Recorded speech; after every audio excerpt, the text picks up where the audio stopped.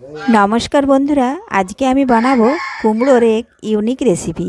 তো আপনারা প্রথম থেকে পুরো ভিডিওটা শেষ পর্যন্ত দেখতে থাকুন। যদি কোনো বন্ধু আমার চ্যানেলে নতুন হয়ে থাকেন তাহলে চ্যানেলটি সাবস্ক্রাইব করে বেল আইকন হলে সেট করে দিন সবার প্রথমে আমার রেসিপি পেতে। চলুন তাহলে শুরু করি। তো দেখুন বন্ধুরা, আমি এখানে কাঁচা কুমড়ো দেখুন কয়েক টুকরো কেটে ধুয়ে নিয়েছি। আমি এখানে কাঁচা কুমড়ো নিয়েছি, আপনারা চাইলে পাকা কুমড়োও নিতে পারেন। তো দেখুন বন্ধুরা, এই কুমড়োর টুকরোগুলো এখন আমি গ্রেড করে নেব। দেখুন বাকি টুকরোগুলো তুলে দিলাম। আর দেখুন একটা আমি এখানে এটা নিয়েছি, এটার সাহায্যে দেখুন গ্রেড করে নিচ্ছি। এইভাবে একবারে সে মিহি এটা নিতে হবে, তাহলে ভালোভাবে গ্রেড করা হবে। দেখুন সমস্ত কুমড়োর টুকরোগুলো আমি এখন গ্রেড করে নেব। তো দেখুন বন্ধুরা, আমি গ্রেড করে নিয়েছি। এখন এর থেকে নিগুড়ে যে জলটা বেরোবে সেই জলটা আমি ফেলে দেব। দেখুন এইভাবে নিগড়ে জলটা ফেলে দেব, দিয়ে একটা অন্য বাটিতে তুলে নেব। তো দেখুন বন্ধুরা, জল ফেলে দিয়েছি। এখন আমি দিলাম স্বাদ মতো লবণ, আর এখানে দেখুন হলুদ গুঁড়ো, জিরে গুঁড়ো, লঙ্কা গুঁড়ো এটা দিয়ে দিলাম। এরপর আমি পরিমাণ মতো কয়েক চামচ বেসন নেব।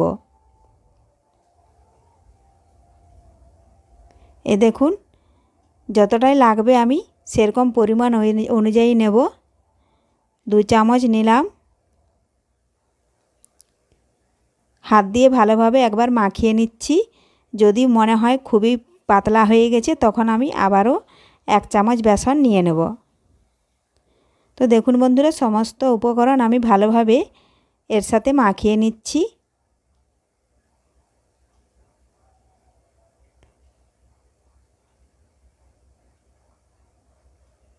দেখুন ভালোভাবে মিক্স করে মাখিয়ে নেব।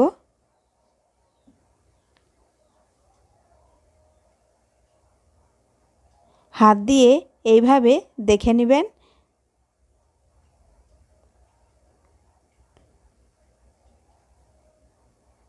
তো দেখুন বন্ধুরা, আমি আরও 1 চামচ নিলাম। এখন এটাও ভালোভাবে মাখিয়ে নেব। খুব পাতলাও হবে না আর খুব শক্তও হবে না, মাঝামাঝিভাবে মাখিয়ে নিতে হবে। তো দেখুন বন্ধুরা, মাখানো হয়ে গেছে। এখন কড়াই বসিয়েছি, কড়ার মধ্যে দিয়েছি সাদা তেল। এখন একটা মাঝারি সাইজ বড়ার আকারে এগুলো আমি ভেজে নেব।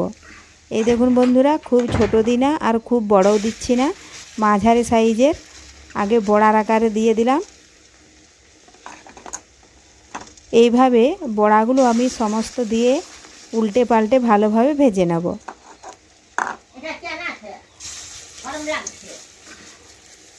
এইভাবে একবার বাড়িতে কুমড়ো বানিয়ে দেখবেন, খেলে ছাড়তে পারবেন না।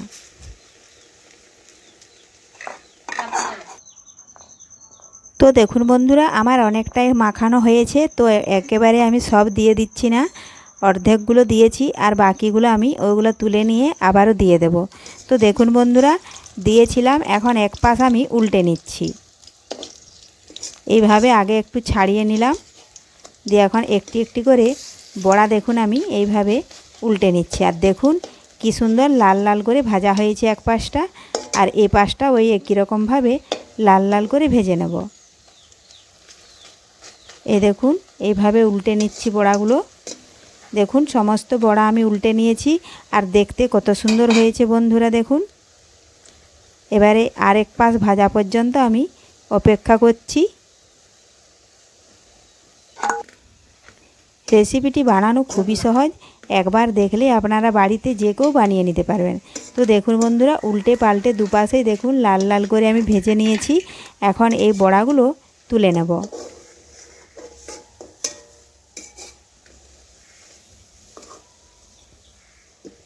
দেখুন আমি তুলে নিচ্ছি।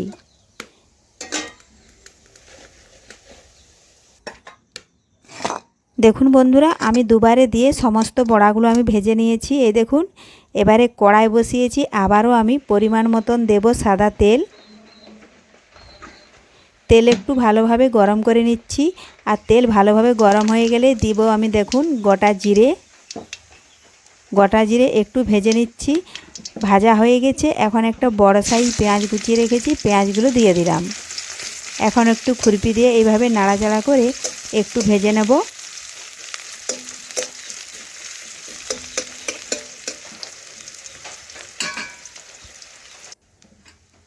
তো দেখুন বন্ধুরা, লাল লাল করে ভেজে নিয়েছি। এখন এর উপরে দেব আমি আদা, জিরে, রসুন ও গোলমরিচ, কাঁচা লঙ্কা বেটে রেখেছি একসাথে, সেটা এর উপরে আমি এখন দিয়ে দেব।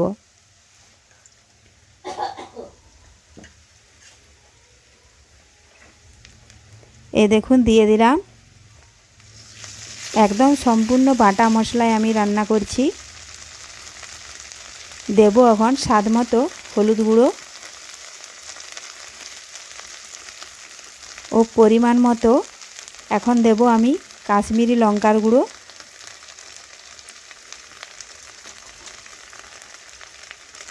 এখন ভালোভাবে একটু নাড়াচাড়া করে মশলা একটু ভেজে নেব। দেখুন মশলা ভাজতে ভাজতে হলুদ গুঁড়ো, লঙ্কা গুঁড়ো মশলার সাথে মিশিয়ে নিয়েছি। এখন আমি দেব কয়েক টুকরো আলু কেটে রেখেছি, সেগুলো এর মধ্যে দিয়ে দেব। দেখুন দিয়ে দিলাম। এগুলো একটু কষে নেব মশলার সাথে। এখন আমি এর সাথে দিলাম স্বাদ মতো লবণ, দিয়ে আবারও ভালোভাবে একটু নাড়াচাড়া করে লবণ মিশিয়ে নিচ্ছি। এইভাবে নাড়াচাড়া করে বেশ কিছুক্ষণ ধরে দেখুন আমি কষে নিলাম মশলা ও আলু। এখন আমি একটু বাটিয়ে জল দিলাম।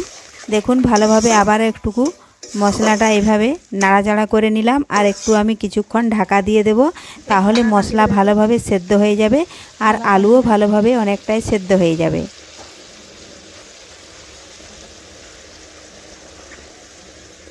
দেখুন বন্ধুরা, ঢাকা দিয়ে দিলাম।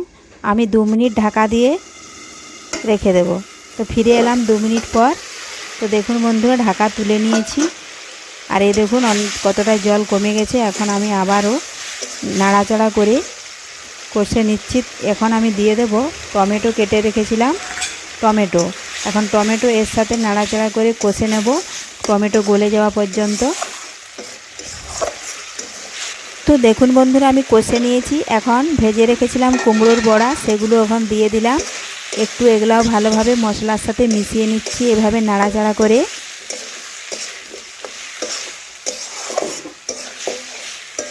তো এইভাবে নাড়াচাড়া করে মিশিয়ে নেওয়ার পরে আমি পরিমাণ মতন জল দিয়ে দেব। তো দেখুন বন্ধুরা, আমি জল দিয়ে দিলাম। এখন ভালোভাবে নাড়াচাড়া করে এইভাবে একটুকু মিশিয়ে নিলাম। দেখুন এখন আমি 2 থেকে 3 মিনিট একটু ফুটিয়ে আবারও রান্না করে নেব। তো তাহলেই তৈরি হয়ে যাবে আমাদের কুমড়োর এক ইউনিক রেসিপি।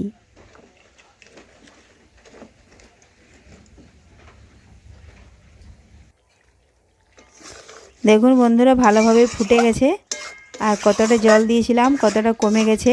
আর আলু কুমড়োর বড়া ভালোভাবে সেদ্ধ হয়ে গেছে। দেখুন এখন এটা একটা অন্য জামবাটিতে নামিয়ে নেব।